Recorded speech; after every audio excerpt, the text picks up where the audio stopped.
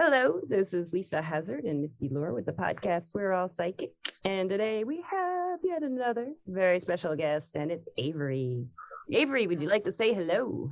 Hi, everyone. Yeah, I'm super excited to be here. We've got a fun topic about everybody being psychic and the evolution of people. So, and our consciousness, which is a really fun, I love mystical conversations. So I'm excited. Oh, yeah. Isn't there? There's no other kind in my life. The same. I'm like, what is a mundane conversation? What does that mean?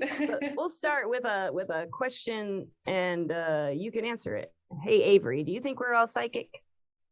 Absolutely. We are all psychic. Yeah. Yes. Yeah. And what drew you to that conclusion? Where did you get that conclusion? Like, have you always thought that, or? Oh gosh, no. I didn't think anybody was psychic growing up. I was one of those, doubters and didn't grow up in the family. Like that was a movie thing, right? I don't even think I thought real people thought they were psychic. Like I think I thought anything about it. I was like, that's just like in movies, right? And so you grow up without this framework for it.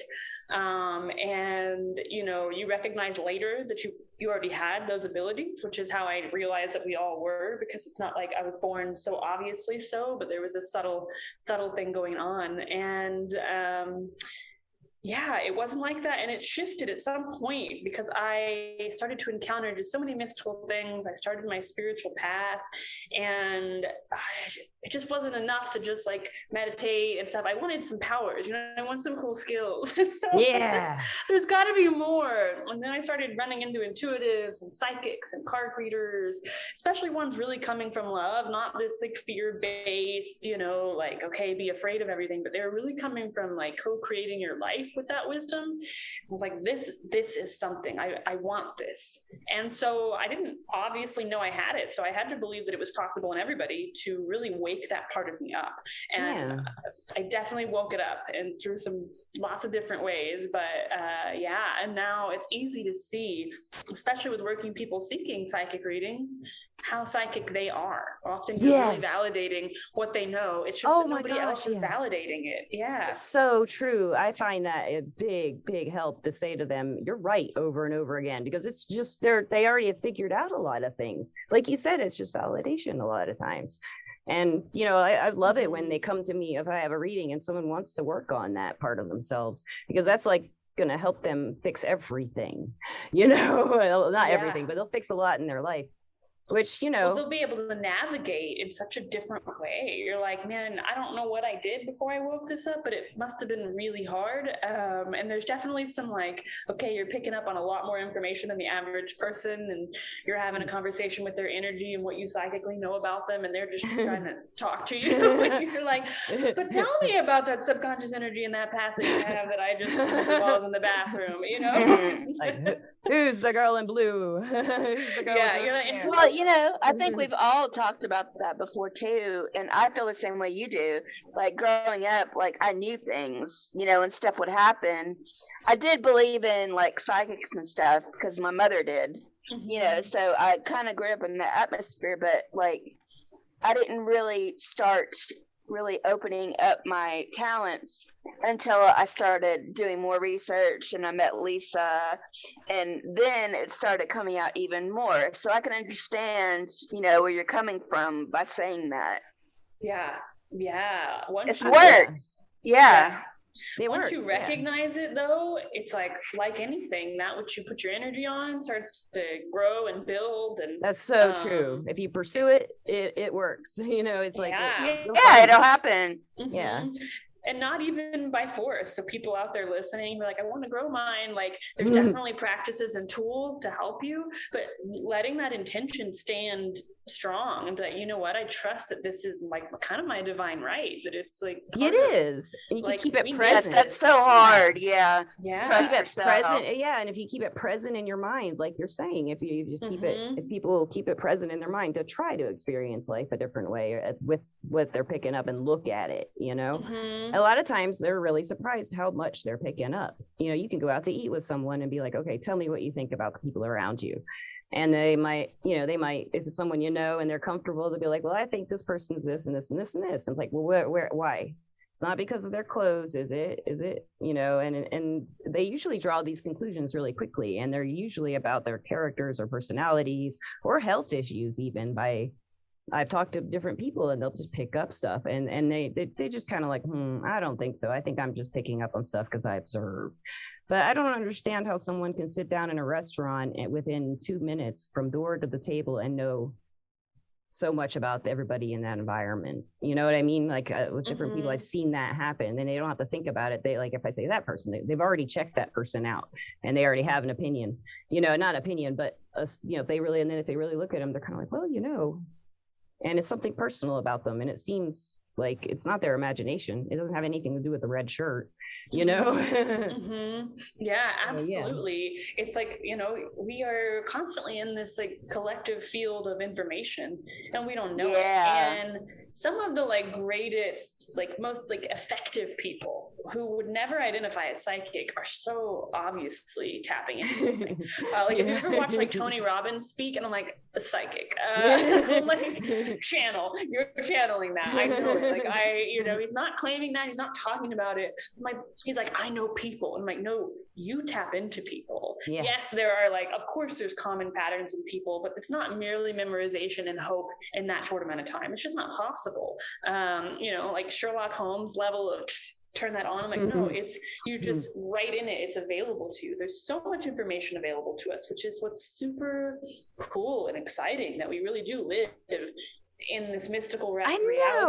It is like, hey, everything I wanted to be real as a child kind of is. It's just a little less sparkly, but not always. Sometimes it's sparkly. Sometimes it's real sparkly. It's like Einstein too. I mean, I think way back from the beginning, we were all intuitive, and we just, some of us had a little bit stronger than others because they worked on it. Like you were saying. And who would have thought of like producing electricity, or who would have thought, hey, we can use a camera, or it all starts with that imagination. And when you just said Einstein, it made me think of his like, he has a quote about your imagination. Of course I can't think of it right he now. does, but he's saying their limit is your imagination at some point, basically. And the imagination is limitless. The imagination has no limit. Some people might the say intuitive mind is a sacred gift. That's what he said, that like the logical I love mind that. is a faithful servant, and the intuitive mind is a sacred gift. And thank you for that, Avery. Thank you. Store that one to validate myself on a daily basis. Beautiful. I love that. Yeah. So what do you think would happen if everybody really embraced this idea? I guess that's kind of the topic of the podcast: spiritual expansion of human potential. Yeah. So, it's interesting because you look back and I feel like if you look at trends, you can see it, that like, more and more people who are now identifying as psychic, who are readers, who are intuitive, who didn't necessarily start that way. It used to be, I feel like you had this idea that like someone was born like that and it was obvious, they were that kid saying, a lot of us later realized that, but it was like they were weird from day one, cast out. They were the village shaman, the witch, the people. And there was always this one person and everybody else was kind of in their mundane world, which probably wasn't how it always was. Like you were saying, at some point we were all like that. But it seemed like for the sake of being in more of a survival mode, functioning mode, it was always just a smaller group of people. And now I'm really seeing like more and more people just suddenly like having that, becoming aware of it, waking up to it, which means it's got to be a dormant capability, right? It's got to be. Oh gosh, yes. I was working with this new microphone I got, and I was like, this is actually the greatest metaphor, right? I turn it up a little bit, and it picks up more sound, and that is the psychic ability, right? What am I tuning it to? Where am I pointing it to? And how sensitive is it? And we're in a world where we're all becoming more sensitive because there's just a lot going on. Our senses are overwhelmed, but at the same time, they're becoming strangely more sensitive. And so it's like we've got this interesting combination of noise meets higher sense of perception, which is making most of us feel like we're losing our mind a little bit. So that's kind of, how do you know you're going to be psychic when you're having a nervous breakdown and you feel overwhelmed all the time? Because you basically that is a different podcast. But so seeing a lot of that, and I noticed specifically in the pandemic, the amount of people that I knew, and they knew I was already like, this lady's on this weird, she's already in this weird, okay? She's already, so I'm going to tell her, right? They're calling me like, she's out there. She's definitely a psychic. She's doing these things. And they're obviously still thinking that that's weird. So they're calling me, right? And they're putting me in that category, but they're like, hey, this might sound strange. I'm like, no, it doesn't. There's whatever you're going to say, it doesn't. And they're saying, you know, all of a sudden I feel like I'm just getting this information, and it's like they had enough time to sit in silence that all think about it, and they were able to receive, they were able to direct and pick up on something and attune. And so seeing the human consciousness, it's not that it wasn't always there, right? It's like whatever the parts in our brain that are available for this have been there, but they have been dormant for the masses for a while, and all of a sudden I needed to slow down. We needed to slow down collectively for a larger audience. Now, not the majority at this moment, obviously, but a much larger audience than you would even say 5, 10, 20 years ago. Is like, hey, I can read these tarot cards. Like, I can do this, and not by memory, right? Not by memory. They're like, something in me is speaking that. And they're really knowing when people are in integrity or not. And I think that's one of the big things that everyone's like, I don't know how to trust anymore. We can doctor and manipulate everything. And so as an evolutionary standpoint, knowing what is in integrity and what energy is feeling truthful and honesty is honestly our only way to move forward in a time when you can basically almost fake anything. You got a good point. Can, like, very scenario, you can buddy you want. And so it seems like adapting, but at more than adapting, it does seem, you know, I was reading a book, the autobiography of a yogi, and his teacher in the book tells him that at some point all humans will reach a phase where they're speaking telepathically. And now this was in his projection set for thousands of years later, but you're going to start to see that happening, and where becoming psychic and reading energy and being able to communicate beyond just what is verbally being communicated or what's logically known does seem to be the only way for us to really move forward and to create the world that we want, because we already know isn't working. It's not working. And it's also too, like, don't you think it has a lot to do with like electricity and like computers? Like, I know spirits can, you know, manipulate those kind of things, you know, radios, and they can get energy from that. You know what I mean? Do you think that like we're getting a lot more energy around us because of this too? Absolutely. And I was reading another book by Dr. Joe Dispenza. He does a lot of science behind the mind and different things, but he said, you know, as electricity and all of these things, like the the field around the earth is more intense, and so wherever you are or whatever your experience will also be intensified. So if you're extremely, you know, cut off, feeling separate, that's going to be intensified. But if you're curious and open to intuition and psychic abilities, that's going to be intensified. So it's a balance too. You know, like you said, you need that alone time as well. You know, just quiet time. You know, to just thinking. You know. And you put those two together, and I think that's what you got coming in the future. Well, and I also see, go ahead. Oh, you go ahead. No, you go ahead. I was going to say, I see so many people who have, decided to find an alternative spiritual path. And that seems to be the people waking up at a rapid rate, because while there's learning meditation, maybe just to become more peaceful, they are creating a spaciousness in their mind that's going to allow for something beyond what is seen, known, and heard in the 5 senses to come in. And so I feel like that is some natural part of the human consciousness being drawn to those spiritual paths to create that space, and then to suddenly realize, whoa, there's so much more. There's all this information that I don't know where it is. I don't know where it's coming from, but it comes to me. And, you know, the moment that someone's willing to kind of be wrong and ask, and they get it validated, then it magnifies, right? I'm sure you had that. Yes, if it you does. woke up your psychic abilities at some point and were unsure, the moment that you're Right. like willing to just be like, hey, or asking random questions, or that random person you were reading, you know, like we were saying, you just go into a restaurant or whatever, like if you just ask them for fun at risk of seeming strange, all of a sudden you really validate that you have these abilities. And then that fun. That's I love doing that still. It is the most most I get fun. like a natural high. You know, and I feel like that's consciousness telling you you're on the right path. Like, I want, we want you to be using this. Spirit's like, we want you to use this. We wouldn't make it feel so good when you get it right. I know it does too. Oh, it does. And to make someone else feel better. Oh my gosh. You know, something you said really stood out to me. Like you were saying, communicate with other senses. We're getting to this point where we're going to have to, communicate with so like listeners, I think a good way, like I was thinking of an example of something we already do that we understand as exchanging energy, and that's falling in love and being in love. When you're in love with someone and you're with them and they're in love with you, everybody identifies what that feels like, right?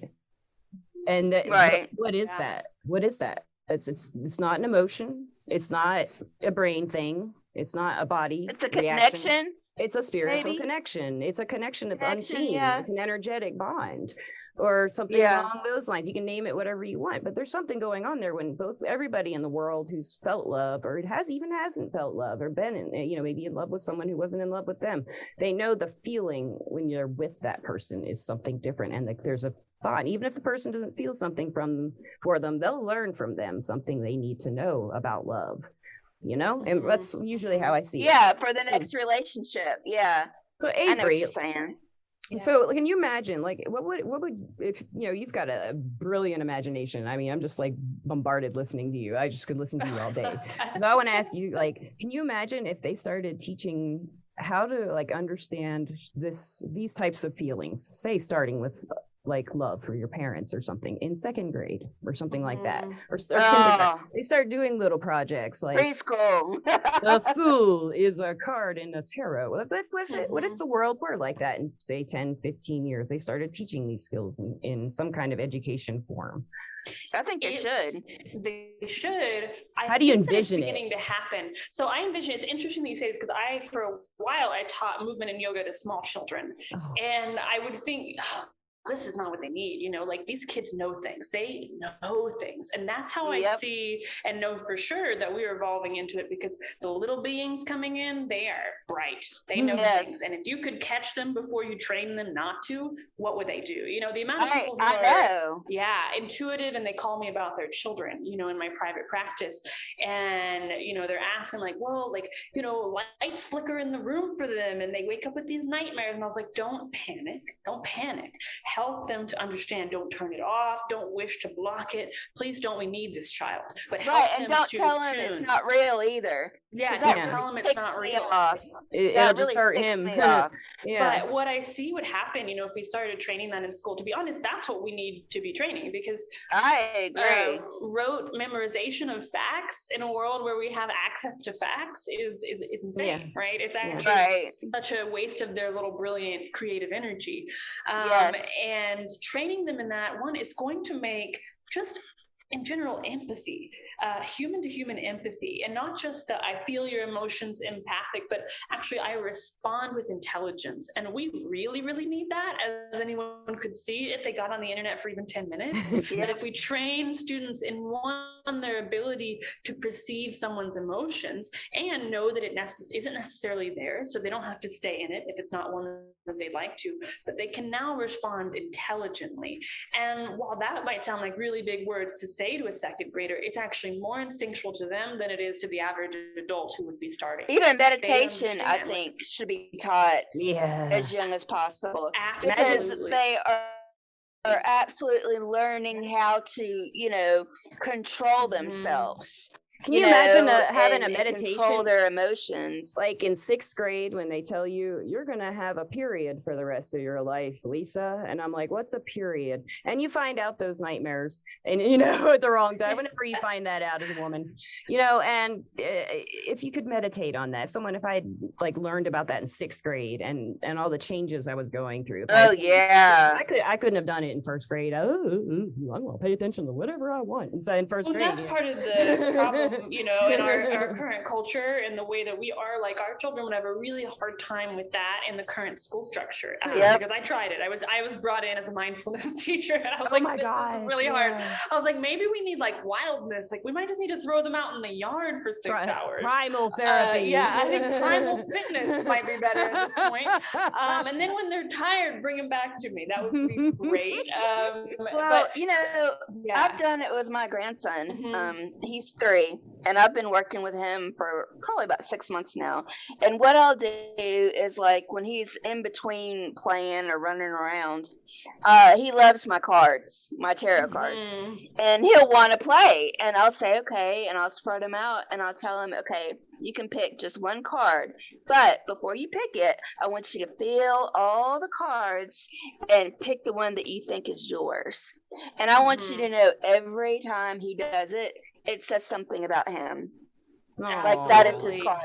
Yeah. And like last night, me and my mom were doing pendulums, and he wanted to know about the pendulums. And so now he's walking around today, to ask the pendulum a question, yes or no. So little kids love pendulums. Little kids, everybody loves pendulums. Little kids. I can start with something like that. Forever. You know what I mean? Yeah. I always gave my sons pendulums when they were little because they'd lose them. And I found out one of my sons had kept his pendulum. I didn't know it, but he came up to me when he was in like 10th grade. He's like, I lost that pendulum. I was like, you still had it? He's like, yeah, and I used it, but I don't have it anymore. So I got him another one. Yeah, I didn't know. He kept up with it. I love that. Yeah, I was in a bookstore and I saw this, I would maybe say 9-year-old boy, and I'm in the metaphysical section trying to fill my mind with things that I want to hear besides what's being told to me. And this kid, he's like looking at all the cards. I was like, do you like tarot cards? Just being that annoying old lady to him probably or whatever. And he's like, yes, I am a witch in training. And I was like, who's Mom? Where is she? Is she in the store? Can I congratulate her? That's so cute. It's like, man, that's what I'm talking about. Yeah, really coming back to your question, what would it look like if that started to happen? Oh my gosh. Einstein. Hold on. Y'all keep talking. Einstein just knocked over something. Y'all keep going. Okay. All right, listeners, we had one of our infamous interruptions, but it wasn't me losing my train of thought. It was a cat knocking over a big thing of stuff and then a computer freezing and everything going wonky. So we'll be interested to see what's on the recording. We're just recording again now. So what were y'all talking about when my cat decided to bring chaos? Well, we were really just diving in again about what it would look like with these younger children. And we were kind of talking about like, okay, like if we were training all of these children, one, they would just be, so high functioning. We'd also spend a lot less wasted time. I think we'd really be shifting out of just training people to join the workforce in that way. And people would start to become creative contributors to the world, not just like robotic, how do you fill this role? Yeah. And so that would be amazing, as well as like their relationship levels, like helping people to navigate relationships by being able to see the likelihood of the outcome of that relationship. How much easier would that be? If you were learning that instead of doing it online through text. Yes, but like it really bothers the crap out of me. See if this person's if this person's a good match to me, or if we just got some matching wounding and we're going to be a nightmare scenario, and let me willingly make that choice or not, right? I mean, how easy would that be at 16, right? I mean, that was like our magic ball. You remember the magic 8-ball? Oh yeah. Yeah. It was kind of like mine always says ask again later, and I'd do it right away. Yeah. Oh yeah. Now's later. Now's later. Ask again later. It's later now. We were also talking about, what would become of being a psychic as a profession if everyone's really psychic. I thought about that. Yeah. And, we were saying how at one point in time, only certain people could read. And eventually everyone was started to learn to read. Not everyone, even now, is still able to read, but the majority of, the society we're living in is able to at some point. And so all of a sudden, the people who were the experts at that become the teachers and become the advisors for how to function in that and how to utilize this skill, what to do with the knowledge and information, because there would be receiving that information and knowing what to do with it, how to attune to the frequency you want to be receiving information from. It's going to take us decades, maybe centuries to, if the masses are learning that, to get through that hump. I know personally, it took a lot of time to be like, I was receiving information, but I don't know if this is what I want to be hearing, and I don't know if it's helpful to share, right? How much time do you spend navigating? What's the right thing to share about this information that I have? What's for me to know and what's for me to act upon? And so, the people who've been doing it for a while would really become the educators of those beings, tapping into this and helping with wisdom. Yeah. I love it, man. I just, this has been one of my favorite discussions. You're an intellectual, and you're I love an intellectual mind. Me too. I appreciate my family's full of them. I'm a mystilectual. I like mystical intellectualism. Yeah, it's a new word.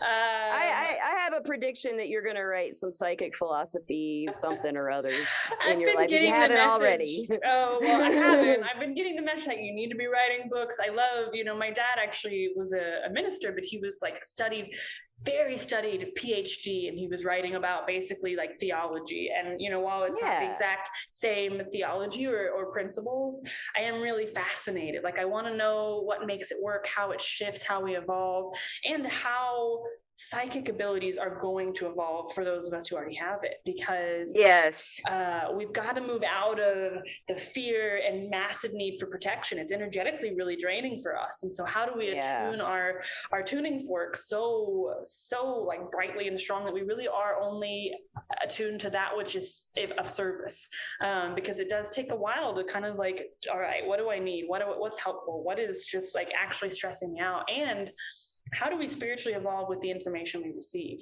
right? So we receive guidance of something maybe very dark. We learn something and it becomes true. What do we then do? And how do we spiritually evolve to actually show up for that?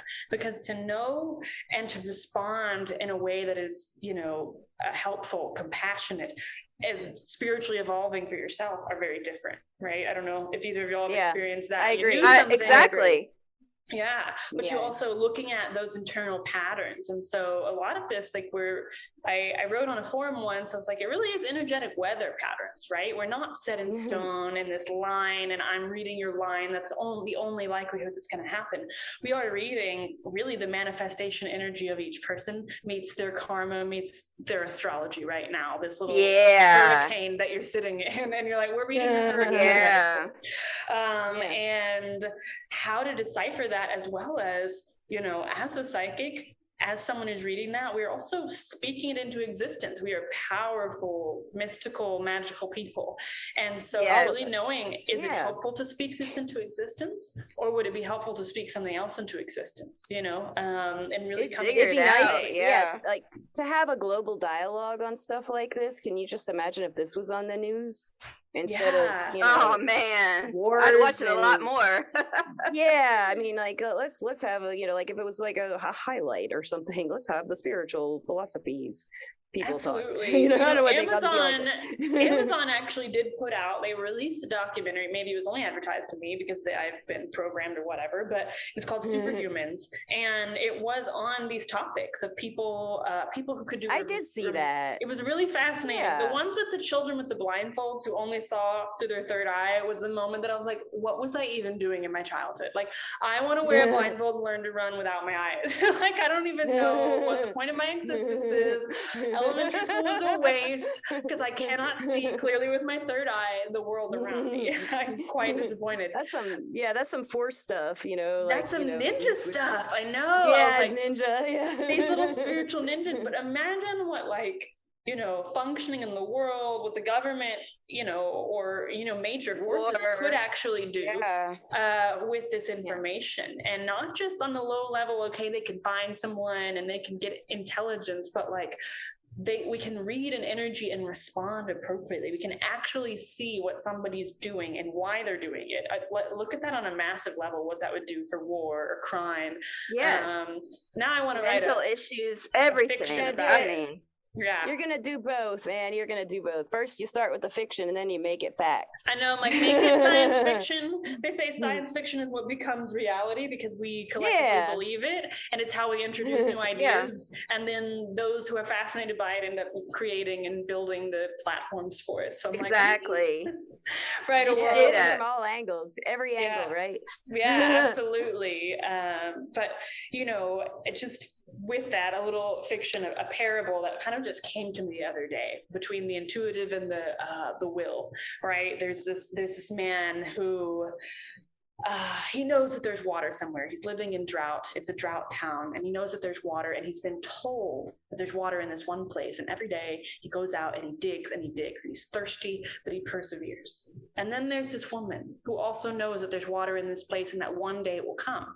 But she doesn't wish to go out and suffer this long route. And so she asks that each day she be led to where she needs until the water is available. And she follows her intuition, her psychic knowing. And so each of them have this psychic knowing. But what happens when it's not just the big visions, but it's everyday actions? And eventually they both show up at the same time. They both receive the water, but that man toiled for it, and this woman, it doesn't have to be man or woman, each day she finds enough fruit to provide her water. She finds what she needs because she asks and is led through her intuitive psychic knowing of where she needs to be, what she needs to go, until something really clears the way and there's this obvious wellspring. And also she's not worried. She's not worried about tomorrow either, because she already knows she's going to get it taken care of. The man is worried about tomorrow. The man's worried. And he feels that will and perseverance is the only way. Whereas her perseverance is to her intuition, to her knowing that she will be guided each day. She doesn't have to wait and suffer. And I feel like that's where we're moving from.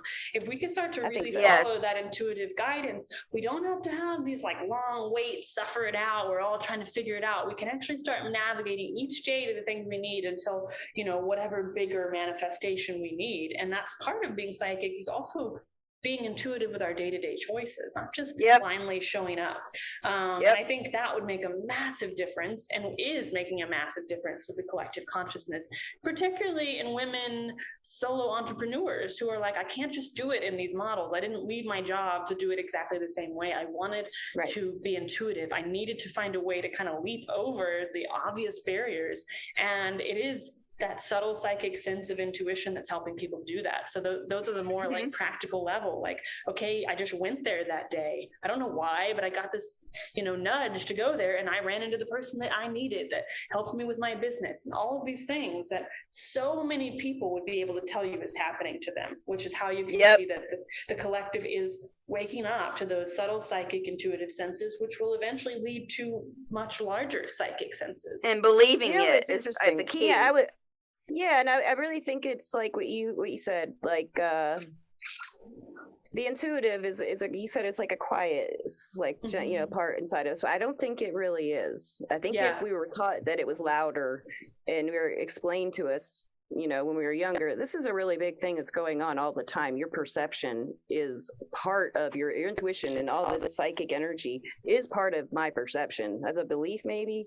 But I think that's something that, if people could make it more of a bigger part of their, instead of being a quiet, thing, I think they will, as like you said, the shift's happening in a lot of people in our culture, and they're actively trying to find these answers, even younger, like you said, the witch guy at the bookstore, I think they are. I think it's happening. And I think that most people, of course, I'm in a niche kind of field, but most of the people I get to talk to, if anyone I talk to, if I really sit down and ask them if they think this is a possibility, they're like, yeah, I do. It's like, it would be great, what if?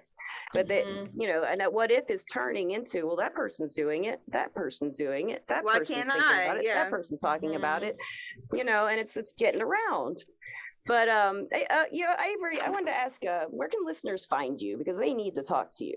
Oh, I would love to talk to them. So yes, they do. They can find me on my website, averyvirginia.com. So very simple to find. And they can find me on Instagram at Avery_spiritual.intuitive. And yeah, I'd love to hear from anybody. I love to chat about it. I love to have fun conversations. And then of course I have different services. I can do readings, but also can do group coaching. So if you want to be mentored by your spirit guides, like you would a coach, I'll just channel that for you. Fun. That sounds fun.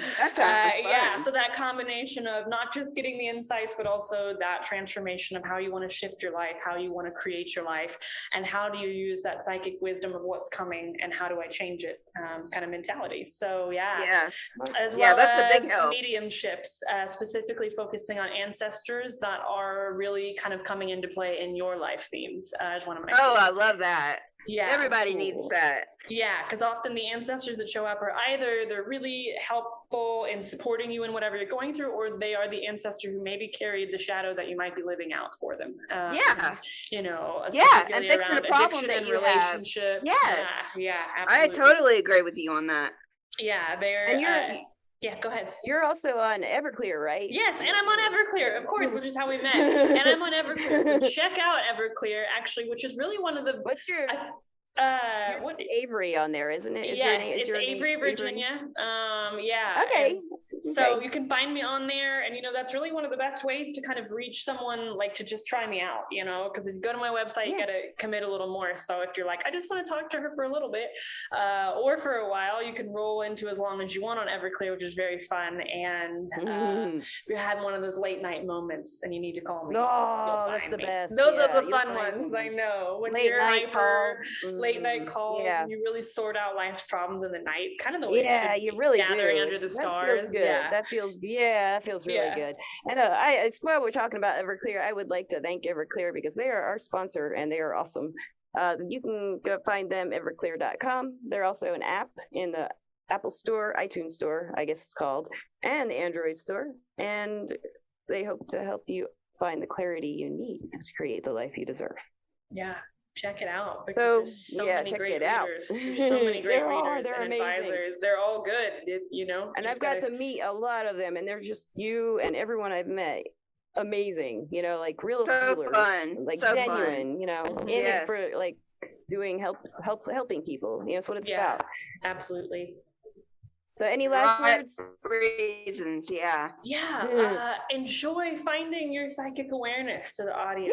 Enjoy waking it up, but don't let that ever make you think that you don't need a psychic advisor as well, because we all do. We all need clarity outside of ourselves. I do. I will grab a reading I can't anytime. See my own situation.